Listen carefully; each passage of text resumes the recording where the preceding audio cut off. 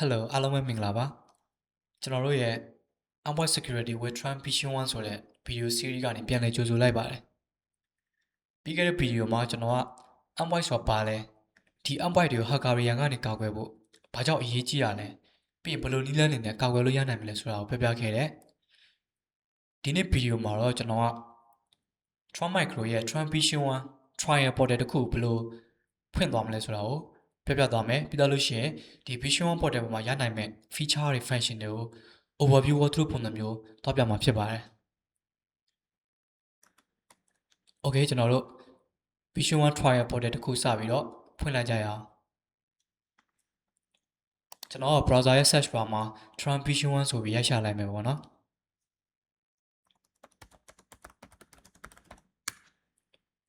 ပြီးလို့ရှိရင်ကျွန်တော်တို့ဒီအပေါ်ဆုံးမှာမြင်ရတဲ့ Tron Micro ရဲ့ Tron Vision 1ဆိုတဲ့ link နဲ့ဝင်လိုက်မယ်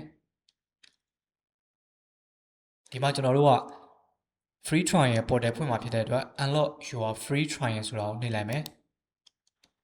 ပြီးရင်ကျွန်တော်တို့ claim your 30-day free trial now ဆိုတဲ့ portal လေးနှိပ်လိုက်မယ်ပေါ့နော်ဒီနေရာမှာကျွန်တော်တို့သတိထားဖို့လိုတာက Vision 1 portal က trial portal ကရက်30ပဲရတယ်ပေါ့နော်ရက်30ကျော်သွားလို့ရှိရင်ဒီ trial portal ကသူ့ဟာသူအလိုလျောက်ပိတ်သွားမယ်ပေါ့နော် Okay ဒီမှာဆိုလို့ရှိရင်ကျွန်တော်ဒီ trial portal ဖွင့်ဖို့အတွက်လိုအပ်တဲ့ information တွေတောင်းတဲ့ box တစ်ခုကြာလာမယ်ပေါ့နော်ဒါမှဆိုလို့ရှိရင်သူကကျွန်တော်တို့ name တွေတောင်းမယ်ပြီးတော့လို့ရှိရင်ကျွန်တော်တို့ရဲ့ဒီ email address တွေနောက် company name တွေဒါတွေတောင်းမယ်ပေါ့နော်ဒီနေရာမှာကျွန်တော်တို့တချို့ဒီ cyber security solution တွေဆိုရင် trial portal ဖွင့်တဲ့အခါမှာဒီ business email ဆိုလို့ရှိရင်တကယ်ဟို corporate မှာတုံးတဲ့ business email တွေပဲပေးတုံးတယ်ပေါ့နော်တန့် mail တွေနောက်အခြား Gmail လိုမျိုး mail တွေဆိုလို့ရှိရင်သူကပေးမတုံးဟို reject လုပ်တယ်ပေါ့နော်ဒါပေမဲ့ကျွန်တော်တို့ Tron Micro ကဒီနေရာမှာဒီ temporary email တွေနဲ့trial portal ဖွင့်ခွင့်ပေးတယ်ပေါ့နော်ဒါကကျွန်တော်တို့လိုလေ့လာနေတဲ့သူတွေဒါမှမဟုတ်လို့ရှိရင်ဒီ corporate တစ်ခုမှာအလုပ်လုပ်မနေသေးဘူးဗျာဟို business email လည်းမရှိသေးဘူးဆိုတဲ့သူတွေဒါပေမဲ့လေ့လာချင်တယ်ဆိုတဲ့သူတွေအတွက်အခွင့်အရေးပေးရတယ်လို့ကျွန်တော်ကမြင်မိတယ်ဒါကကျွန်တော် Tron Micro ရဲ့အားသာချက်တွေတွေကတခုလို့ကျွန်တော်မြင်မိတယ်ပေါ့နော်ဒီနေရာမှာတော့ကျွန်တော်ကဒီ temporary email တစ်ခုနဲ့ပဲဒီ trial portal တစ်ခုစပြီးဖွင့်သွားမယ်ပေါ့နော်အဲ့တော့ကျွန်တော်တို့ temporary mail တစ်ခုတွားလိုက်မယ်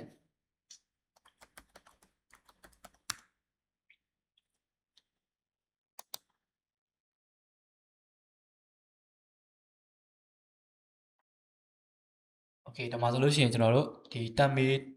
တစ်ခုရလာမယ်ပေါ့နော်โอเคကျွန်တော်တို့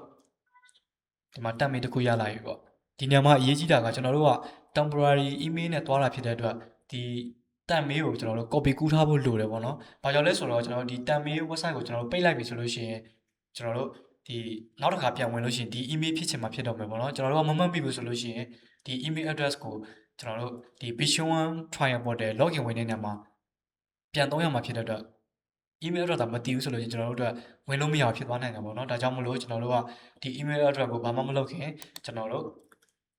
notebook file တစ်ခုထဲမှာမှတ်ထားလိုက်မယ်ပြီးလို့ရှိရင်ကျွန်တော်တို့ဒီ email website ကြီးကိုကျွန်တော်တို့ချက်ချင်းတမ်းမပိတ်နဲ့အောင်ပေါ့နော်ဘာလို့လဲဆိုတော့ကျွန်တော်တို့ကဒီလိုအပ်တဲ့ information တွေဖြည့်ပြီးသွားလို့ဒီ submit ကိုနှိပ်လိုက်ပြီဆိုလို့ရှိရင်ဒီသူ့ရဲ့ဒီ portal activate လုပ်ဖို့အတွက် link တွေကိုဒီ email address ကိုလာပို့မယ်ပေါ့နော်အဲ့ဒီခါမှာကျွန်တော်တို့ကဒီအောက်မှာ inbox ထဲမှာဒီ link တွေလာယူဖို့လိုတယ်ပေါ့နော်ဒါကြောင့်မလို့ကျွန်တော်တို့ကဒီ trial account complete မဖြစ်မချင်းကျွန်တော်ဒီတန်မေးရဲ့ website ကြီးကိုကျွန်တော်တို့ဟိုဖွင့်ထားသင့်တယ်ပေါ့နော်โอเคကျွန်တော်တို့ဒီဘက်မှာတန်မေးရသွားပြီဆိုလို့ရှိရင်လိုအပ်တဲ့ information တွေကျွန်တော်ဖြည့်စပြီးဖြည့်လိုက်မယ်ဒီနေရာမှာကျွန်တော်တို့ကဒီ information ကိုကိုယ်အဆင်ပြေသလိုဖြည့်လိုက်လို့ရတယ်ပေါ့နော်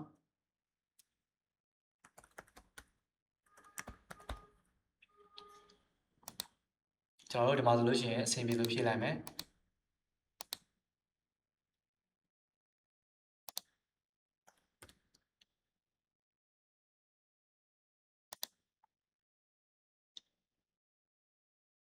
ဒီ business email address နေရာမှာတော့ကျွန်တော်တို့အရှိမခုန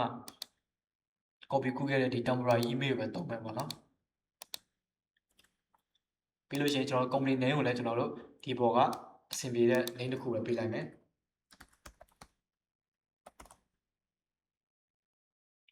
ဒီဟာတွေကပေါ့နော်ကျွန်တော်တို့က trial portal ဖြစ်ဖွင့်တာဖြစ်တဲ့အတွက် information ကိုအဆင်ပြေတယ်လို့ဖြည့်လိုက်လို့ရတယ်ပေါ့နော်တကယ်ဟို real အစစ်မှန်မဟုတ်လဲသူကရတယ်ပေါ့နော်ကျွန်တော်ဒီမှာဆိုလို့ရှိရင်တစ်ခုနှစ်ခုကျွန်တော်တို့ရွေးလိုက်မယ်အဆင်ပြေရ Okay ကျွန်တော်တို့လိုအပ်တဲ့ information တွေဖြည့်ပြီးသွားပြီဆိုလို့ရှိရင်ကျွန်တော်တို့ submit ဆိုတဲ့ button ကိုနှိပ်လိုက်မယ်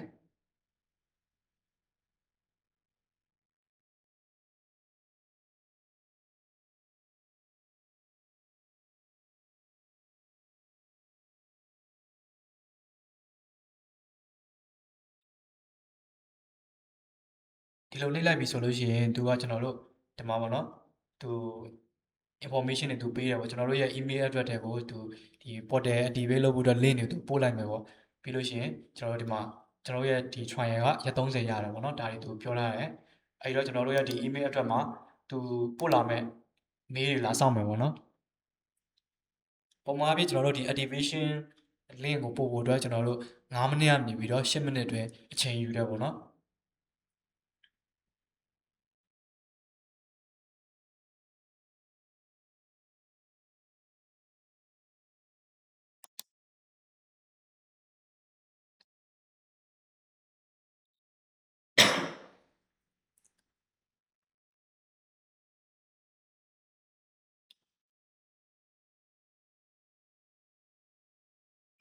โอเคကျွန်တော်တို့ခဏစောင့်လိုက်မယ်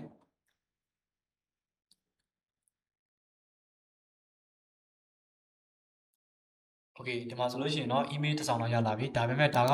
ဒီ portal activate လုပ်ဖို့အတွက် link ပါတဲ့ email မဟုတ်သေးဘူးပေါ့เนาะကျွန်တော်တို့ဟို introduction ဟို information တွေပေးထားတဲ့ဒီ email ပဲရှိသေးတယ်ပေါ့เนาะ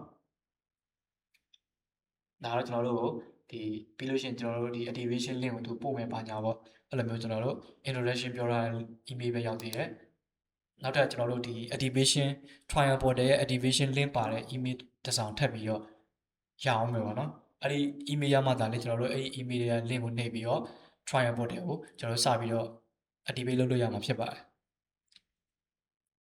ဒီနေရာမှာကျွန်တော်တို့ဒီ trial portal link ကိုစောင့်နေရင်လည်းကျွန်တော်တခု highlight လုပ်ချင်တာကကျွန်တော်တို့ရဲ့ဒီ organization မှာပဲဖြစ်ဖြစ်ဒါမှမဟုတ်ရှင်ကိုယ့်ရဲ့ဒီလုပ်ငန်းမှာပဲဖြစ်ဖြစ်ဒီ cyber security solution တခုကိုသုံးမယ်ဆိုလို့ရှိရင်အရင်ဆုံးဒီလိုမျိုး trial တွေဒါမှမဟုတ် POC တွေစမ်းသင့်တယ်ပေါ့နော်။ဘာကြောင့်လဲဆိုလို့ရှိရင်ကျွန်တော်တို့ကဒီ solution ကကိုယ့်ရဲ့လုပ်ငန်းလိုအပ်ချက်နဲ့ကိုက်ညီလားမညီလားဆိုတော့ကျွန်တော်တို့တိမှသာလဲကျွန်တော်တို့ကဒီကိုယ့်ရဲ့လုပ်ငန်းခွင်မှာဒါမှမဟုတ်ကိုယ့်ရဲ့ organization မှာအကောင်းဆုံးထည့်သွင်းလို့ရမယ်ပေါ့နော်။ပြီးလို့ရှိရင်ဒီလိုမှမဟုတ်ဘဲနဲ့ကျွန်တော်တို့ကဝယ်လိုက်တယ်တုံးလိုက်တယ်ဆိုလို့ရှိရင်တကယ်လို့ကိုယ့်ရဲ့လုပ်ငန်းလိုအပ်ချက်နဲ့မကိုက်ညီဆိုလို့ရှိရင်လည်းကျွန်တော်တို့အတွက်ဒီ business impact ပဲဖြစ်ဖြစ်ဒါမှမဟုတ်ရှင်လည်းဒီ function လိုအပ်ချက်ပဲဖြစ်ဖြစ်ဒါတွေဖြစ်လာနိုင်တယ်ပေါ့နော်။ဒါကြောင့်မို့လို့ကျွန်တော်တို့ကဒီ cyber security solution တစ်ခုသုံးမယ်ဆိုလို့ရှိရင်အရင်ဆုံး POC တွေနောက်ကျွန်တော်တို့ဒီ trial တွေအရင်ဆုံးစမ်းသပ်တင်တယ်ပေါ့နော်။ဒီကျွန်တော်တို့ဒီအပေါ်က refresh button နဲ့နှိပ်ပြီးတော့ကျွန်တော်တို့ခဏစောင့်လိုက်မယ်။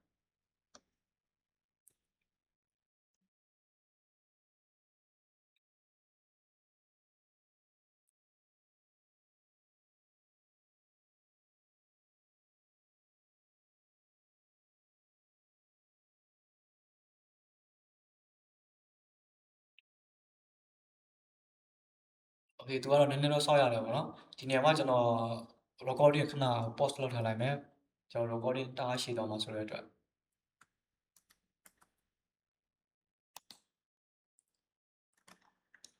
Okay ကျွန်တော်တို့ဒါဆိုလို့ရှိရင်ကျွန်တော်တို့ဒီ trial portal activate လုပ်ဖို့အတွက် link ပါတဲ့ email ရောက်လာပြီပေါ့နော်ကျွန်တော်ဒီထဲဝင်လိုက်မယ်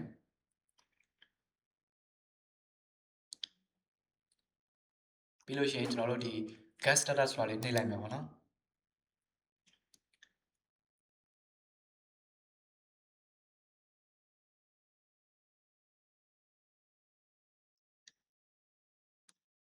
ဒါဆိုလို့ရှိရင်ကျွန်တော်တို့ဒီ portal activation process ဟိုစပြီပေါ့နော်ဒီမှာဆိုလို့ရှိရင်သူကကျွန်တော်တို့ရဲ့ဒီ account information တွေနောက်ပြီးလို့ရှိရင် business email address တွေပြီးတော့လို့ရှိရင်ကျွန်တော်တို့လိုအပ်တဲ့ဒီ portal login ဝင်တဲ့နေရာမှာသုံးမဲ့ password တွေတောင်းတယ်ပေါ့နော်ကျွန်တော်ဒီနေရာမှာ password ကိုဆင်ပြီးတော့ထည့်လိုက်မယ်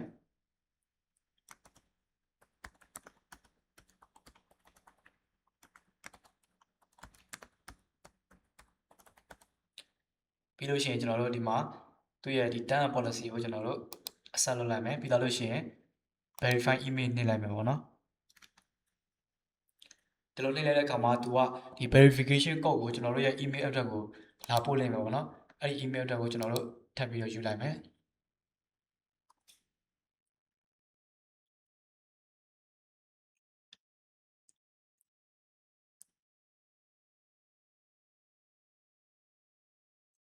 โอเคကျွန်တော်တို့ဒီမှာဆိုလို့ရှိရင်သူကုတ်ပါတဲ့ email ရပြီပေါ့နော်ပြီးလို့ရှိရင်ကျွန်တော်ဒီ code ကိုကုတ်ပြီးကူးပြီးတော့ကျွန်တော်တို့ဒီဘက်မှာလည်းပြန်ဖြည့်မယ်ပြီးရင် submit ဆိုတော့နှိပ်လိုက်မယ်ကျွန်တော်တို့ step 3မှာဆိုလို့ရှိရင်เนาะကျွန်တော်တို့ရဲ့ဒီ business name ကျွန်တော်ပြင်ဆင်သေးလားပေါ့เนาะပြင်ဆင်ဆိုဒီမှာပြင်လို့ရတယ်ပြီးလို့ရှိရင် region တွေထပ်ပြီးတော့ပြင်လို့ရတယ်ကျွန်တော်ကတော့ဒီမှာအဆင်ပြေတာဖြစ်တဲ့အတွက် complete registration ဆိုတာကိုပဲနှိပ်လိုက်ပြီပေါ့เนาะ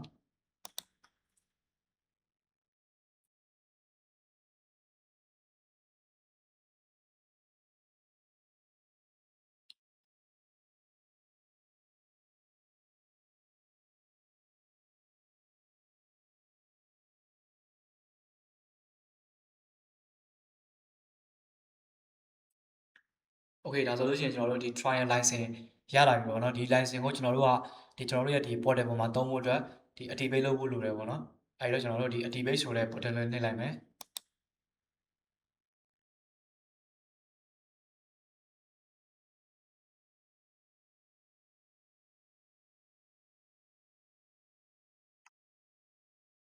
ဒါဆိုရင်ကျွန်တော်တို့ activation ဆက်ဆက်ဖို့ဖြစ်သွားပြီပေါ့เนาะ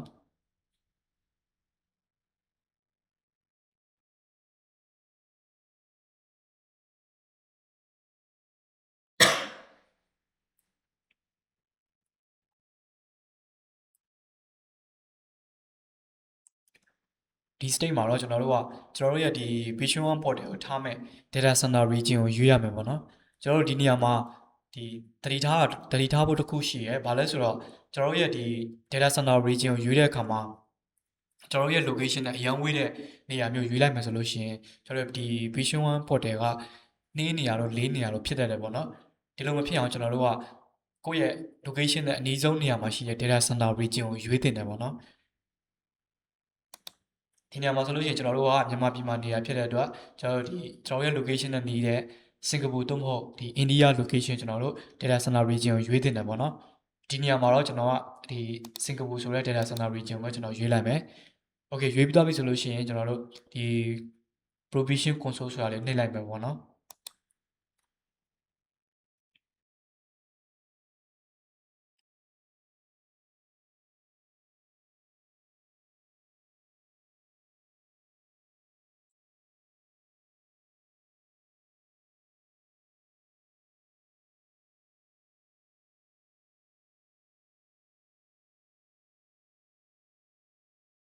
ဒါဆိုလို့ရှိရင်ကျွန်တော်တို့ရဲ့ဒီ Vision One Trial Portal စပြီးတော့ provision လုပ်နေပြီ okay provision လုပ်ပြီးသွားပြီဆိုလို့ရှိရင်เนาะကျွန်တော်တို့ရဲ့ဒီ Vision One Portal ကို redirect ဖြစ်သွားမယ်ပေါ့နော် okay ကျွန်တော်ဒါပဲနှိပ်လိုက်မယ်ခဏပိတ်ထားလိုက်မယ်ဒါဆိုလို့ရှိရင်ကျွန်တော်တို့ရဲ့ဒီ Vision One Trump Micro Trump Vision One Trial Portal တခုကိုကျွန်တော်တို့အောင်မြင်စွာဖွင့်လှစ်နိုင်ခဲ့ပြီပေါ့နော်ဒီမှာဆိုလို့ရှိရင်ကျွန်တော်တို့ရဲ့ဒီ portal ပေါ်မှာသူနဲ့သက်ဆိုင်တဲ့ကျွန်တော် feature တွေ module တွေပြီးလို့ရှိရင် function တွေရှိမယ်ပေါ့နော်ဒီဘက်မှာဆိုလို့ရှိရင်ကျွန်တော်တို့အကောင့်ကို manage လုပ်ဖို့အတွက်ဒီ language setting တွေအကောင့် setting တွေနောက်ကျွန်တော်တို့ဒီ business profile တွေဒါတွေရှိမယ်ပေါ့ကိုယ့်ရဲ့ကျွန်တော်တို့ဒီ business information တွေကိုလည်းကျွန်တော်တို့လိုဒီမှာထပ်ပြီးတော့ adjust လုပ်လို့ရတယ် manage လုပ်လို့ရတယ်ပေါ့နော်ဒီဘက်ပြတက်မှာဆိုလို့ရှိရင်တော့ဒါကတော့ကျွန်တော်တို့ရဲ့ဒီ Transition Portal ပေါ်မှာရတဲ့ဒီ feature နဲ့ function တွေကိုကျွန်တော်တို့ဒီဘက်မှာမြင်တွေ့ရတာပေါ့နော်ကျွန်တော်ဒီဟာကိုကျွန်တော်တို့ဒီ date သိချင်တယ်ဆိုလို့ရှိရင်ဒီရောက်ကမြားကိုကျွန်တော်တို့နှိပ်လိုက်မယ်ဒါဆိုလို့ရှိရင်ကျွန်တော်တို့ဒီ expand ဖြစ်လာပြီပေါ့နော်အဲ့ဒီအောင်မှာဆိုလို့ရှိရင်ကျွန်တော်တို့ဘာတွေရှိလဲဆိုတော့တစ်ခုချင်းစီလိုက်ကြည့်လို့ရတယ်ဒီမှာကျွန်တော်တို့ဒီအခြား security module တွေရှိတယ်ပေါ့နော်ကျွန်တော်တို့ကတော့ဒီ endpoint security ကို focus ထားတာဖြစ်တဲ့အတွက်ကျွန်တော်တို့ဒီ endpoint security module ကိုအဓိကထားပြီးတော့သုံးသွားမယ်ဒီမှာလေ့လာသွားမယ်ပေါ့နော် ဒီဗီဒီယိုကိုအဆုံးထိကြည့်ရှုပေးရတဲ့အတွက်ကျေးဇူးအများကြီးတင်ပါတယ်